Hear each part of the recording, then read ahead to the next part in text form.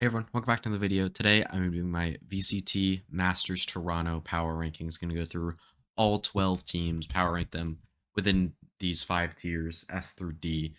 And just kind of give you guys a description, like kind of a recap maybe, of how these teams have done throughout Split 1, and how I think they'll do at the event. So if you guys enjoy, make sure to leave a like, subscribe. Really helps me out. Right after Toronto, pretty much, we're going to get straight back into stage 2 stuff with power rankings for EMEA, Americas, and Pacific. I'm going to be doing power rankings on my Twitter. Links in the description. Also, in the description, I've been streaming a lot more recently. Not like this past week, because I've been kind of trying to uh, record videos and stuff, and that's kind of what I'm doing mostly with my YouTube stuff. But yeah, my link to my Twitch is in the description, as well as I've been streaming like on this channel as well. So you can turn my notifications on. You'll get notifications for when I'm live. You can also go follow me on Twitter, where I tweet out when I go live as well. If you guys enjoy the content, that content is relatively the same, except I am a little bit more uh goofy on there. I don't know what to call it. Like, just a little bit more like free flowing on there. So yeah, just go check all that stuff out, as well as like, subscribe, everything like that. Also, I have a second channel where I upload like clip videos for Valorant stuff and Minecraft videos. If you guys are interested in what I'm doing on my Minecraft realm at any given point, I do relatively, like, probably like once a month, maybe a couple weeks, stuff like that, videos on there. If you're interested in that, you can go check that out. But I really don't care about that channel. I just make it because I like making those videos. But regardless, let's get right into it and start in the D tier. So I think there is a pretty obvious bottom 2 teams at this event. You have Wolves, who I have at number 12, and you have BLG, who I have at number 11. Now, I think both of these teams could get upsets, and at maybe any other event, like a Bangkok or even like Master Shanghai last year, I think one of these teams could have done a decent amount. But I think the field here of these next 9 teams, wait, 9, no, these next 10 teams are just too good for either of these teams to get upsets. But we'll talk about Wolves first, where this team just consistently looks like 5 players playing on 5 different pages. Like, they just have no idea what they're doing together. Um, and it feels like, specifically when it comes down to like their executes on certain maps, like Split is really weird, and like this is especially a problem with Juicy on Duelist. It just feels like, when like on Split, I remember there was a round where the entire team needed a flat out site. They kind of knew that they needed to go through the choke point and out onto A site, and he's just double satcheling up heaven, or no, he's running up heaven, up ramp, without using either satchel, and then his entire team gets mowed down in main and has no clue or no chance to do anything, and he's just the last alive and loses the round. Also, some of their execs, like on Icebox, he's just kind of like peeking before utility and stuff like that. All this despite saying Juicy is a very skilled player. Like, he can hit some nice shots, and that's why I think Wolves can definitely get an upset, because this roster is genuinely good. The players on the team can hit some shots, hit some clutches, and kind of pull some stuff out of their ass against a good team, even. So, I don't know. But, and also with this stuff with the execs and like all that stuff, like, it's not all on Juicy. I think a lot of it is just the team and not really understanding what they're doing fully together. Now, if they could fix that with all of the time that they've had since Chinese playoffs, I think maybe they could even get up into this like C or B tier, honestly. That's how good they are individually. But that's the problems they were having at kickoff as well. So I highly doubt it'll get better. Even though it is probably better than it was at kickoff, it's just not that much better. And then, like, some of the mid rounding from this team isn't great either. It kind of just felt a little bit like watching that 2024 NRG roster, where like certain agents are just not in the right spots, like a duelist just lurking on the other side of the map solo with the Cypher in the pack or something like that. And it just puts them in terrible spots. Like, also, like, there's one specific round where their Teo was lurking through B on a late post plant, and they just all died on site, and he's just fucking running through spawn with his knife out. Not ideal. Um, and like sometimes as well with Yuka, like his individual like comfort on certain roles on like the Gecko and the Cypher isn't really that great. Now this team, I believe, was banning Fracture. If I'll double check that real quick. Wolves banned. Oh, this is not the right tournament. Stage 1 playoffs. Wolves banned Fracture. Wolves ban Ascent. Okay, so they were banning Fracture and some other map sometimes, depending the opponent. But they do get a free ban with that, not having to play Fracture, so that's decent. And a lot of time to work on their map pool. But I don't think there's a specific map that they can get an upset win on and kind of propel themselves into like say their Lotus was really good and they got it in a series against the team and they were able to beat them on that. That gives them a significantly higher chance of getting an upset where I don't think they are that good on any map outside of maybe Haven, and that's not even that good from them. So I don't know. They're they're a decent team in a field with a bunch of elite teams that they're just not going to be able to compete with, I don't think. And then Billy, I think is just an okay Chinese team that is kind of okay at a lot of different stuff, but definitely have issues with overheating. Like YZ, really, really good individually. Uh, he's kind of the problem with the overheating stuff. Like he definitely feeds into that a lot, but is definitely good on the agents that he plays.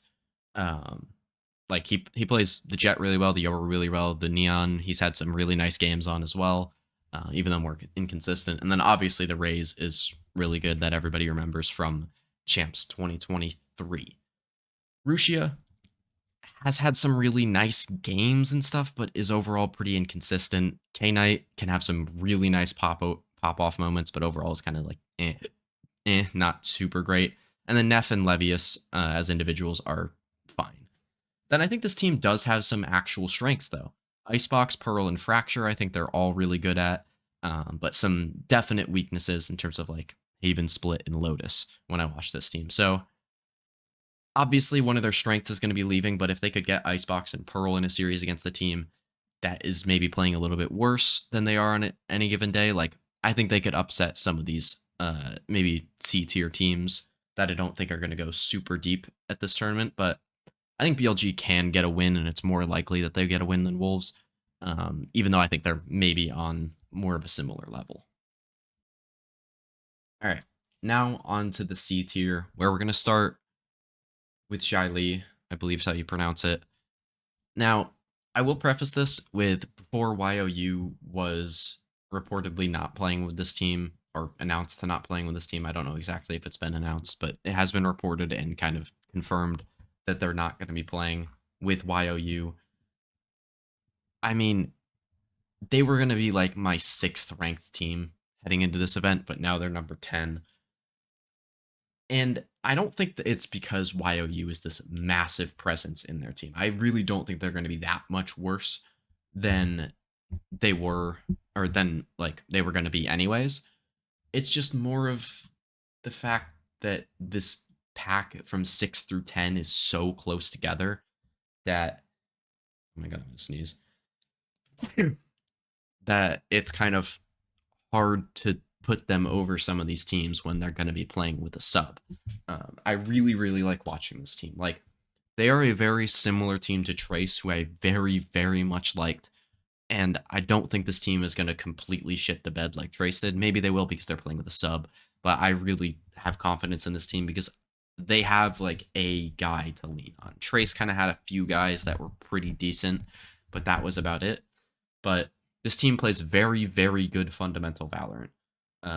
Just, I mean, that's kind of their thing. Like, China as a region doesn't really play that much, that like perfect Valorant that maybe some other teams in other regions do, like a Fnatic or a G2. They kind of like playing a bit more chaotic and everything like that. Xi tries to play a little bit more fundamentally good Valorant and stuff like that. The trading with this team always seems to be there. Some really nice mid rounds as well, and a lot less questionable decision making in terms of the individual players. This team, I think they also have a really good read on the meta. Now, will that be an issue heading into Toronto, now that they're not going to be having this Teo meta that they had during China. Maybe. I think that could be an issue, but I do trust this team a little bit in terms of getting that stuff down. But I don't trust them quite as much as maybe some other teams in this tournament. So I definitely could see some concerns with that. But they also could just like have a better read on the meta than every other team and just in this tier and kind of propel themselves to the top. I think that's definitely possible. They don't really deviate too much from what the like general consensus is. They're playing that normal Neon, Cypher, Breach, Teo, Brim, just looking at the final here on Fracture. They play the G2 comp on Lotus with the Yoru, Breach, Teo, Omen, and Viper. The Pearl, they play I mean, despite it not being very good for their roles, they play the Chamber version of the G2 comp where they play the Yoru Chamber, Astro, Sova, Vise. And then on Haven, maybe this is a little bit off meta, but Raga plays the Yoru with the Breach Teo, the Cypher, and the Omen. But otherwise, maybe you'd play the Neon instead of the Yoru in that comp. But overall, like they're playing what's generally in the meta, and yeah, as I said before, with like the individuals on this team, that maybe on Trace, a similar team would have not been able to step up to these moments. I think Raga is an elite individual player and could step up onto that plate and maybe, I don't want to say be a like Kang-esque presence for China, but he's around that. Like he is genuinely that good. He is the best Yoru in China, hands down, and I don't think it's really that close. I also think Happy Way is a very good individual player. Out of the stuff that I watched in the regular season of China, which wasn't a ton, he was very, very good then. Not quite as dominant during playoffs, but I would expect him to play pretty well during this tournament as well. Viva's also been a good performer for this team in the past. Coconuts, can have some decent moments where he pops off. I believe he's IGLing. I have no clue who's calling for this team. They've swapped up a bunch of stuff after winning Ascension, even. So I have no idea exactly what to do, who to call this IGL on this team. But yeah, even with YOU out, I still think if they get a decent support player, which he was for this team, I think they should still be able to be a pretty decent team. And overall, have a good shot of making it out of groups at Toronto, but I really wouldn't expect them to do too much more. If they build up the momentum after getting out of groups and make a deep run, I could see it. I don't see them winning by any means, but they could definitely make a run as a team. Then I have MIBR, which is a pretty simple conversation. I think they are a very similar team to what Lev was last year, but maybe with less mechanical talent or like less proven talent across the team. I think the mechanical talent is similar, if not better. But their formula for winning is playing simple comps and support Aspas. That's generally their thing, except they have amazing players around him this time that aren't so focused on supporting him and can kind of frag on their own even and let Aspas kind of entry a little bit more and maybe not be called a baiter quite as much after his days on Lev. Where you have Verno, Cortasia, and Shenum have all been awesome for this team, but during playoffs, Verno was good, but Cortasia and Shenum kind of had some nervy moments, specifically Cortasia, during playoffs where they weren't able to step up and beat those top teams in those like late in the bracket games, specifically against Sentinels and G2.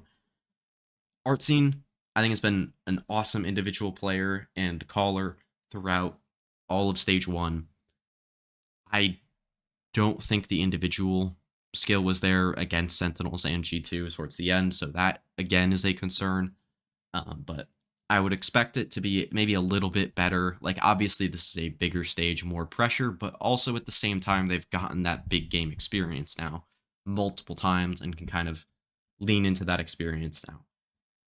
I would have liked to see this team come out with some more meta stuff, like Aspas on the Yoru. They have lent into some other meta stuff in terms of the Breach Teo, Vise, and like just playing a ton of Omen, obviously. But it's just like they play a little bit of Waylay here and there, but I don't think that's very good. And overall, like when they play comps where all you got to do is kind of set up your duelist and play simple Valorant like Icebox, they are extremely good. But when you kind of have to get into more like micro play with your teammates and kind of like outplay the enemy team more so, I think is kind of the way that I want to phrase that. I don't exactly know how to phrase it, but like play outside of the structure of the comp.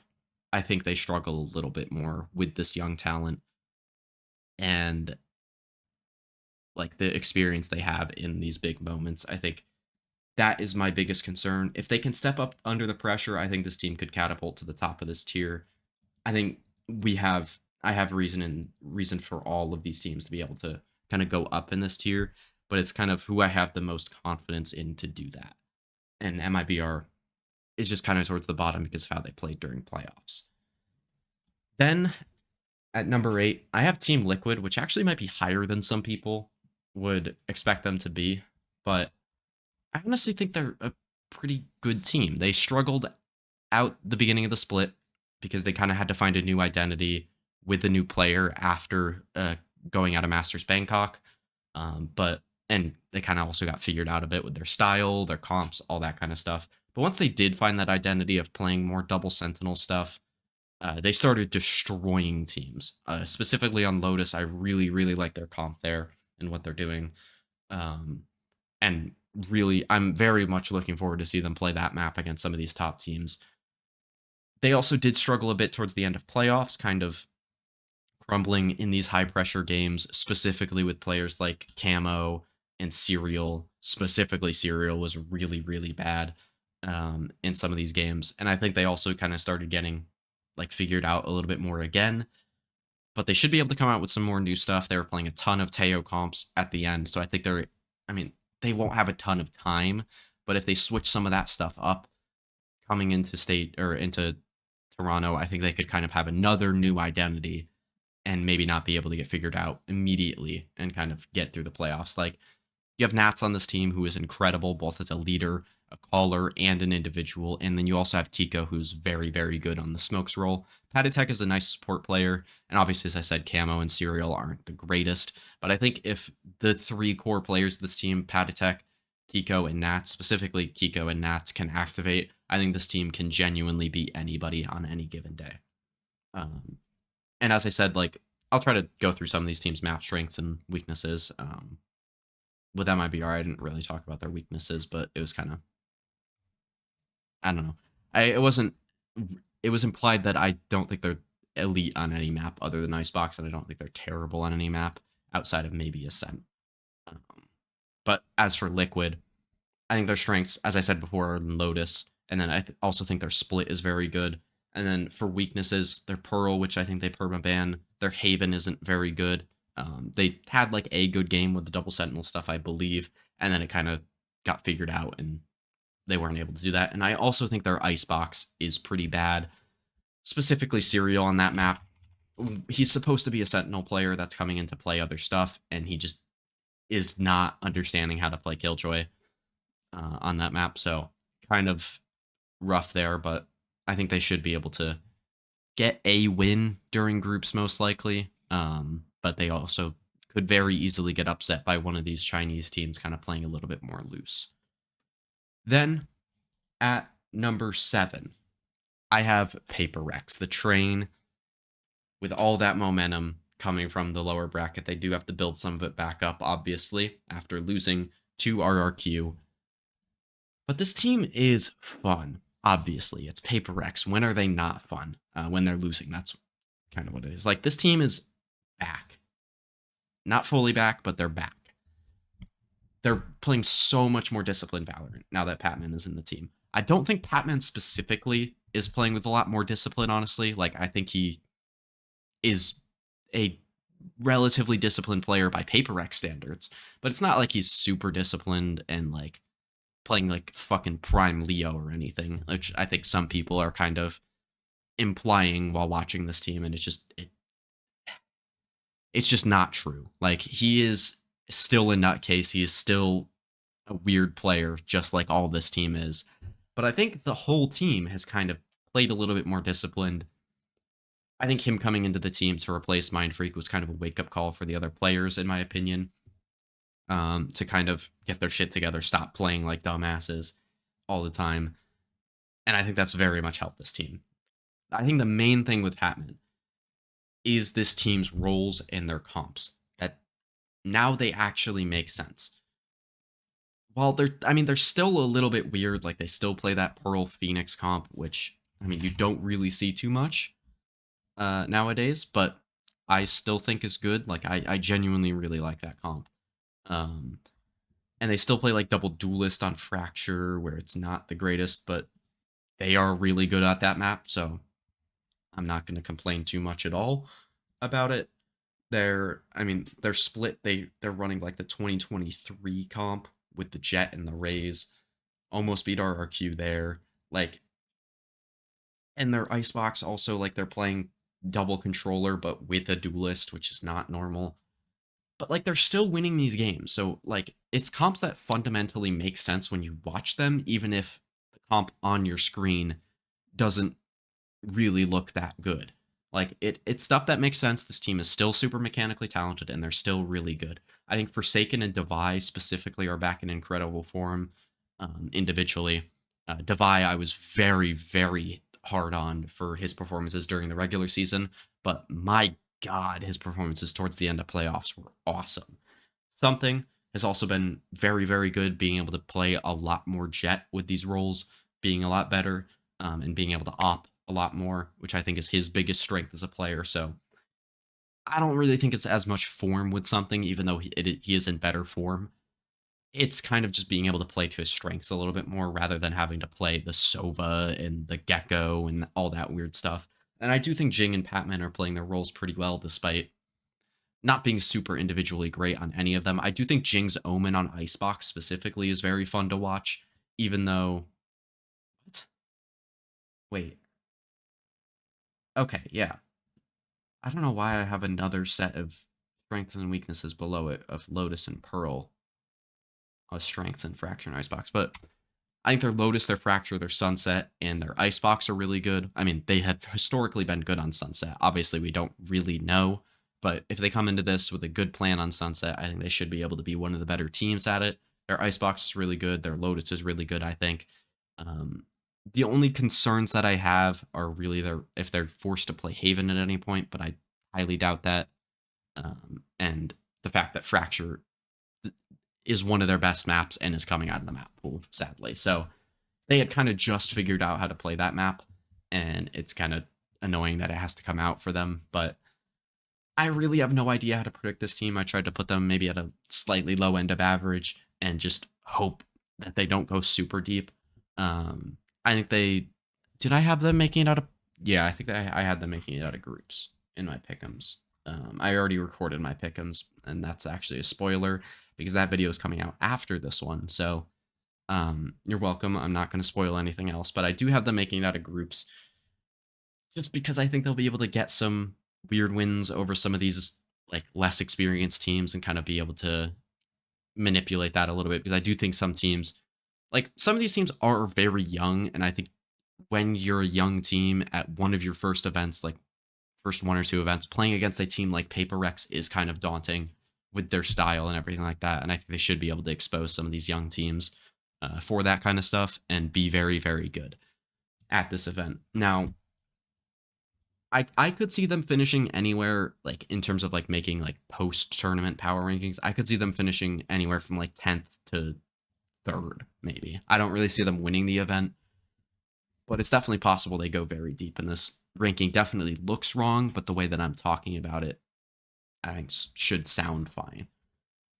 Then our final team in this tier, I know this tier is jam packed full of teams, and I feel like the narrative that this tournament is stacked and having like 5 teams in C tier kind of feels wrong, but at the same time, it's kind of how good the top teams are that all of these teams end up being C tier teams when they're actually pretty good. And I think with the way some of these teams are playing, I think they would have been title contenders at Bangkok, in my opinion. So, whatever that's worth, um, yeah, I mean, this event is just so stacked. I do have Gen.G, though, at number 6. This might be low for some people. Like, the way Platchat started their power ranking segment, start talking about Gen.G was kind of insane to me. Um, I think this team is good, but I don't like. I'm confident Gen.G will be a good team at this event. I don't think they're going to finish at that like bottom end of this tier, but I really can't see them doing that much great stuff. Like, I don't know, man. I genuinely don't know how to describe it. Like, they beat Talon and they beat Boom, who were playing like shit in playoffs and kind of choking all over the place. And then they also beat RRQ in that upper bracket final, who were playing like shit in that game as well to kind of get here. And I don't want to talk down on Gen.G because I really, really like this team, but they are weird. I will I will just talk about the additions to this team in terms of Ash and Foxy9. I don't get what this team saw in Ash personally. He looks very uncomfortable on the stage, nervous, uncomfortable in his role even. Um, the nerves, like in terms of the stage part, could be wrong, but he definitely does not look comfortable on his agents, specifically like the Teo with like messing up some of his utility. Like there was one round where he was like ulting on a B post plant and he like had it way far out and had it end on the bomb, and then they just stuck it through the ult or whatever. Um, but I don't know. He just doesn't look super comfortable. I think his fade is good, but otherwise, like his Sova and his Teo aren't very good, and that's not a good sign with his Sova because I think that will probably be the meta scan initiator at this tournament, with Teo being out. So I'm not a big fan of Ash, and he is my main concern with this team. Foxy9, though, has been awesome when he's been allowed to actually play for this team. And I think he as a Sentinel player after getting benched has been a lot better than whatever they were throwing out before. I think it was Suggest on Sentinel. Um, and yeah, I just think he's very, very good at that. As for the rest of the team, I mean, this core 3 of Gen.G is just really good. Like, they like to build a lot of their setups around Texture's op, deservedly so, because I think he is genuinely the best opper at this tournament. Obviously, I was talking about something being a really good op player, but I just think Texture's better. Obviously, you have players like Aspas at this tournament. You have players, I mean, I don't really think there's another elite opper at this tournament, in my opinion. Like, out of the guys in these top 5 teams, you have like Jaw, Kayak, who's not. I mean, yeah, Kayak might be the better opper, or he might be in that conversation, but I think Texture is more proven and I think just better. Um, I also have some concerns with this team's comps, like their Haven comp, but I think that'll get better with the new meta because my issue with their Haven comp that they're playing like the G2 or the guard comp, I guess, with the Viper Omen, but they're playing it with Teo and Neon, where they don't have an ability to break crosshairs like a Sova Dart or some kind of flash. Like, if they just put a Yoru into that comp instead of the Neon, it would actually be really good, and I would really like it. But they're going to end up putting a Sova in there, I would imagine, instead of the Teo, and I genuinely think that comp would actually be pretty good. Um,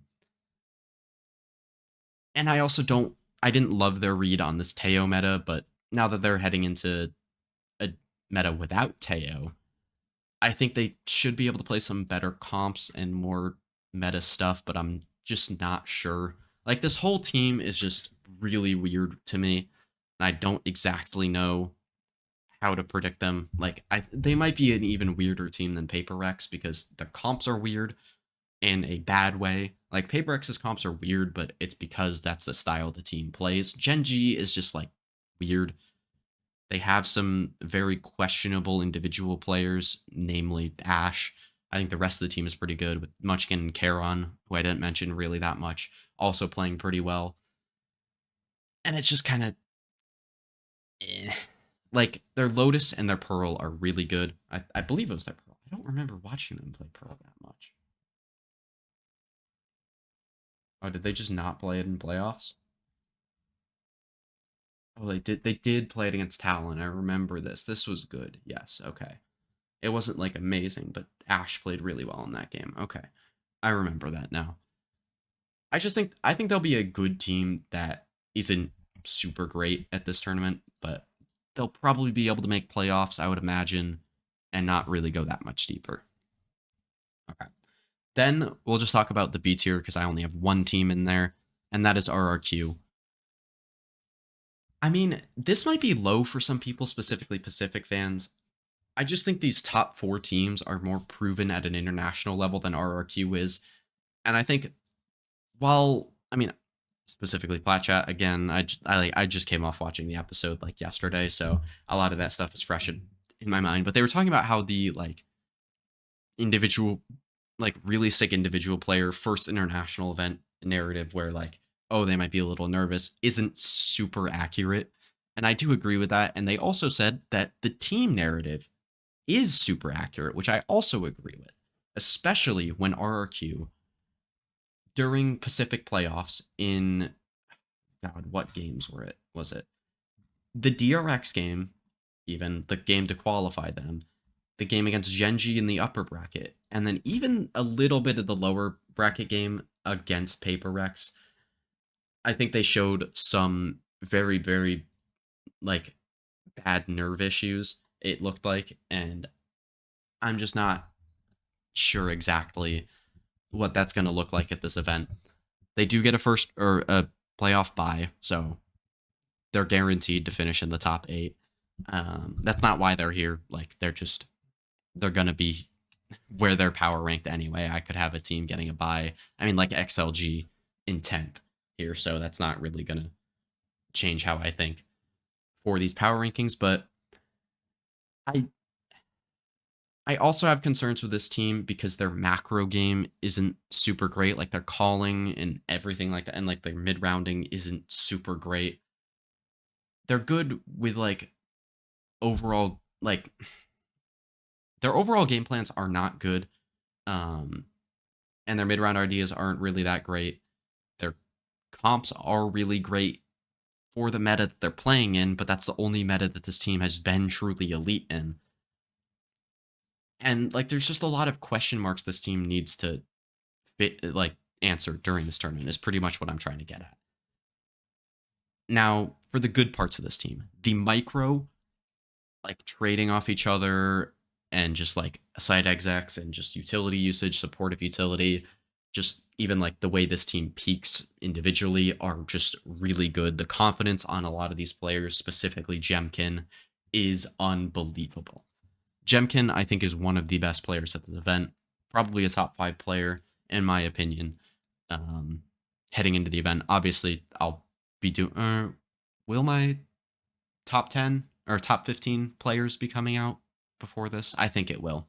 So I'll just say I had him ranked 4th in my top 10 or top 15 rankings. I don't know what the video was titled, but I did 15 players. Um, and then like the rest of the team is also genuinely very talented. You have wait, oh, there's the rosters. It's literally right in front of my face. Like you have Crazy Guy who while IGLing not calling the best, but is a very good clutch player on the Teo for this team, and has been able to hit some crazy clutches that get them through these games and playoffs.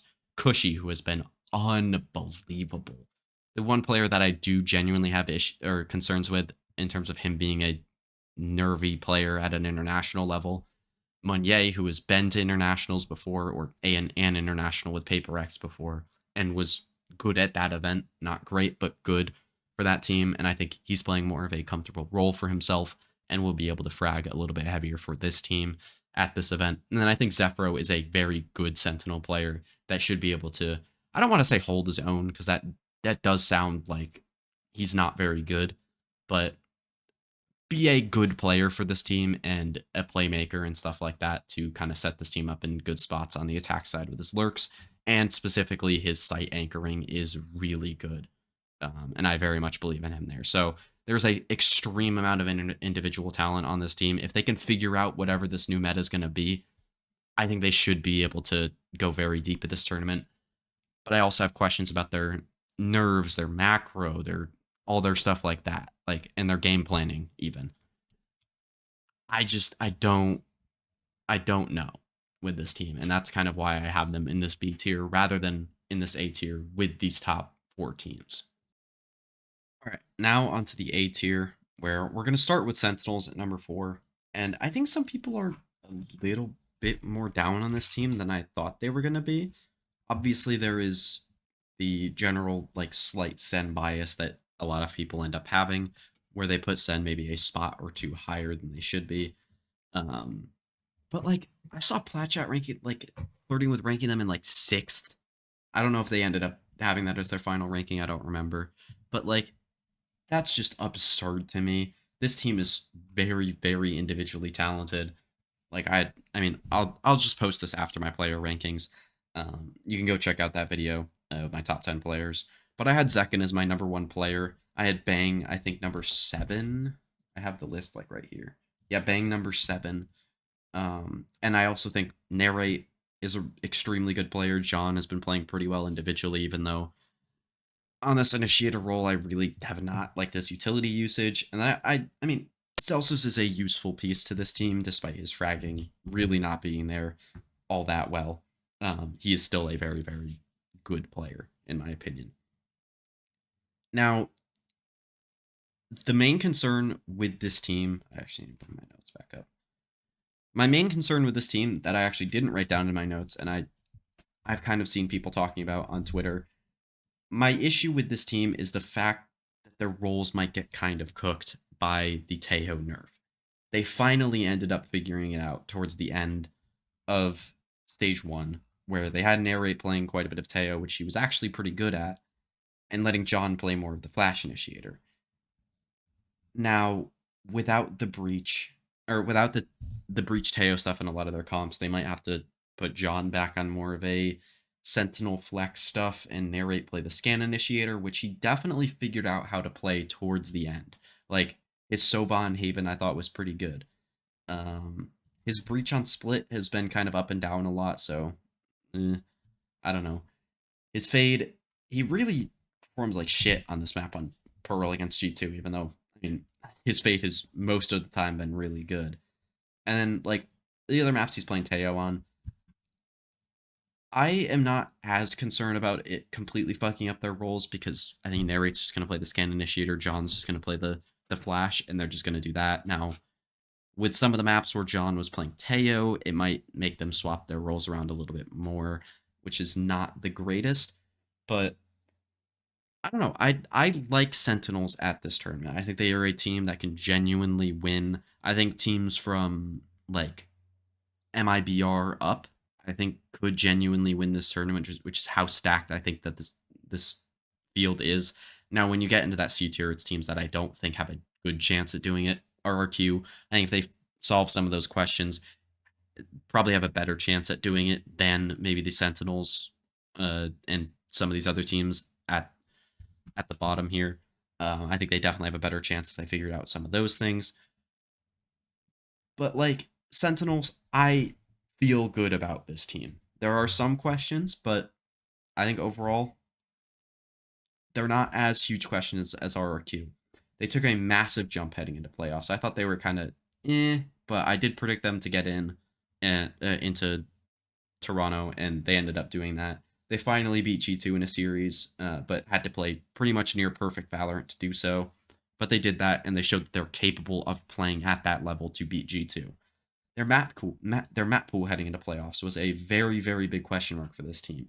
But I think their Ascent split in their Lotus, which, I mean, their Ascent they didn't really show, but their split and Lotus were genuinely not good during the group stage. I think they all took a huge step during playoffs, and they all of those maps looked really good, which is huge for this team, especially when they were going to be getting Sunset back into their pool and Fracture out, which Fracture was not a good map for them. Sunset historically with this Sentinels team has been very good, so their map pool is a lot better than it was before. Obviously, as I said before, they're figuring out the roles a little bit more. I think narrate specifically with the like figuring out the Sova, the Fade, the Breach, the even the Teo, which obviously doesn't matter as much anymore. But him figuring out that stuff is huge for this team. Zekin and Bang are two of the best players at this tournament.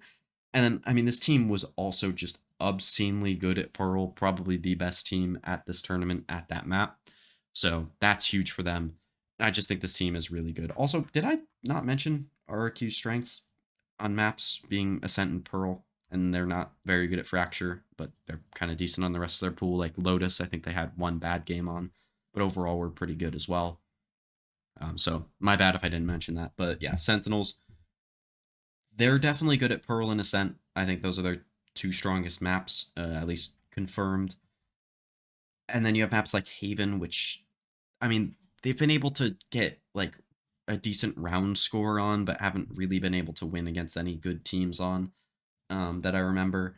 Their split is good, but I don't think it's going to be beating like the top teams of this tournament on that map. But their icebox is also really good, I think. And honestly, if they didn't troll their map veto against G2 in that grand final, I think they might have been able to win or at least get it to like a 3-2 and have a close map 5 or something like that. Because they left icebox towards the end, which was one of their best maps throughout playoffs with that like no duelist Omen comp, kind of what Paper X is playing, but without that jet and letting Zekin play that Omen, which he's very good at. And I very, very much like that comp. I'm also just not sure how that comp is going to fare when you like put it without the Teo. I think it'll be good still, but it's not going to be like as obscenely good in my opinion. But they were able to beat G2 with this comp. They were able to, I believe, beat somebody else with it as well. Um, who'd they play? Was it just G2? Let me look at their stats. Stage 1. Icebox. No, they did play a few different teams. Oh, but that's 2024. I want 2025 stage 1. Icebox, they did play it twice, but the first time was against Crew, which was really bad. But overall, I am a believer in Sentinels, and I think they can definitely go deep at this tournament. They do have a decent like floor where they could kind of bottom out a little bit, but I'm not banking on that at all. I think they'll be one of the top teams at this event and potentially make a grand final appearance if everything goes well for them. Then at number 3, I have Team Heretics, which heading into playoffs I did not expect. They came out 5-0, looking like a contender for best team in the world. Like when I was putting together some preliminary power rankings before EMEA playoffs, I had Heretics in that top tier with G2, which, I mean, spoiler alert, G2 is the solo team in the top tier, and it's shocker. Um, but, I mean, this team has the best firepower in the world. When all of their individual players are hitting, they can outshoot any team in the world. The issue is, in some of these games, specifically their last 3 games of the playoffs, their individuals were not shooting as hard. You did see some of their players make individual mistakes and kind of get diffed by Fnatic, who, I mean, we'll talk about it. I don't think they're like the greatest individual firepower team in the world. Obviously, the names on this team are massive, but like, I don't know.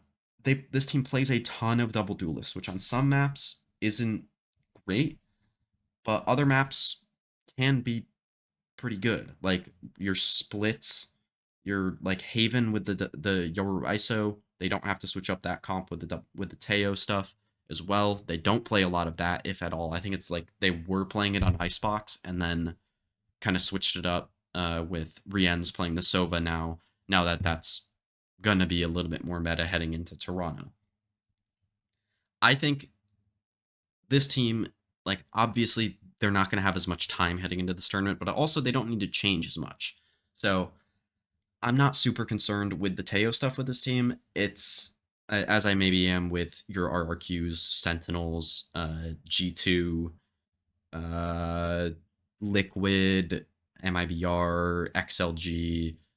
and even some of those Chinese teams at the bottom as well. I'm not concerned about Heretics at all. I'm not concerned about Paper X at all, which is something that I didn't mention for that team, where they don't play much Teo at all and are heading into a tournament where Teo is not going to be the meta, and those teams that are playing Teo might be a little bit worse for wear with that kind of stuff. But um, yeah, just Woot and Mini Boo are insane on Duelist. That duo is unbelievably good. I rank them, let's see, 6 and 8 respectively. Mini Boo at 6, Woot at 8 in my top 15 players, because they're just, I mean, they've just been extremely good. Benji Fishy had a really rough start to the split, but I think somewhere in there started to figure it out. I think he was like slowly getting better throughout, and eventually was just insane towards the end, hitting some insane clutches and stuff like that. Obviously, the end of playoffs wasn't great individually for this team.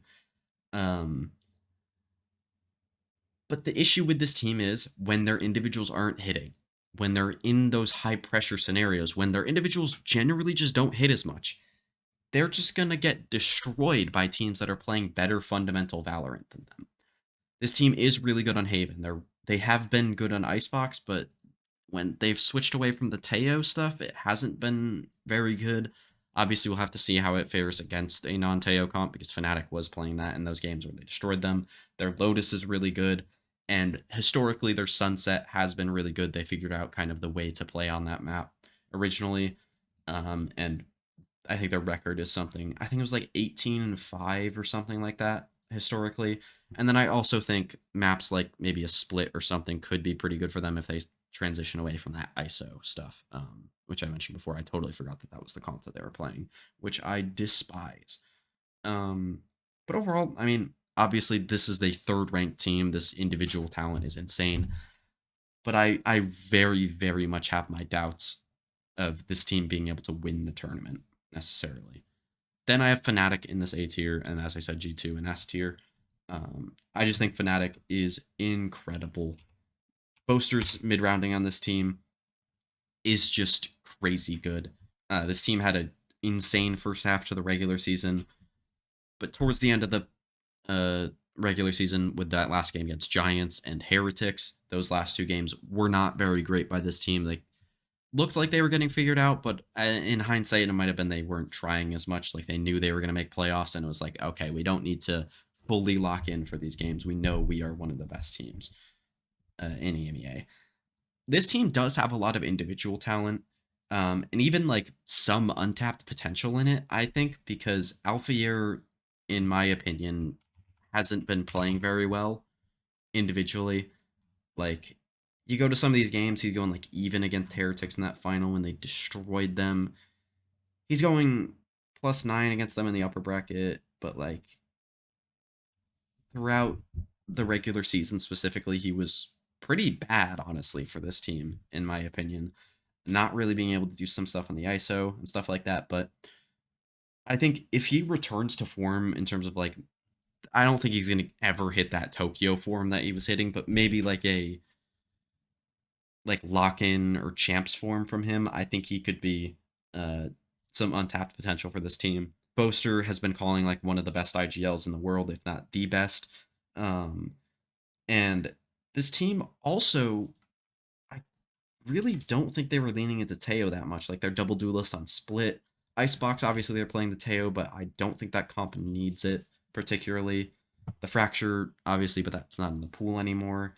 You have Fracture Icebox, no. Like, Split, Icebox, Fracture, fuck you. Why? I need to look at the other maps so I remember the comps. Lotus, they're not really playing the Teo, they're just kind of playing their normal Fnatic boring ass comp that they win with almost every time, except for that one game against Heretics where they lost. The Haven, they're playing the double duelist and stuff like that, where they are also very good. Specifically, Boaster's calling on that map is really nice.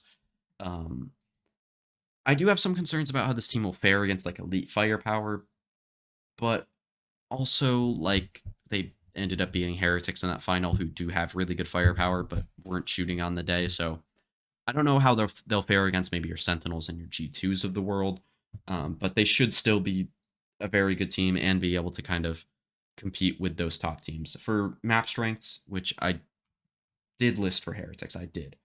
For map strengths, you have Split, Lotus, and Haven. I think are their three best maps, and then Pearl, which they ban, which they won't be able to get a free ban from Fracture and Sunset going out, which I do think they are a loser of that swap. Their Sunset hasn't been super great in the past, and their Fracture started to look good towards the end of stage 1, so that's not great.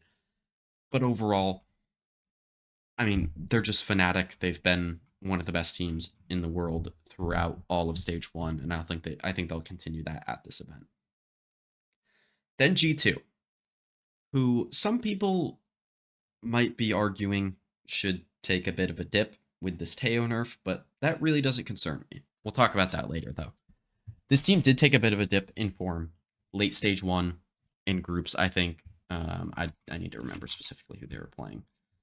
It was, yes, so it was against Lev and Cloud9. I don't think they were playing their cleanest Valorant. They ended up winning those games, though.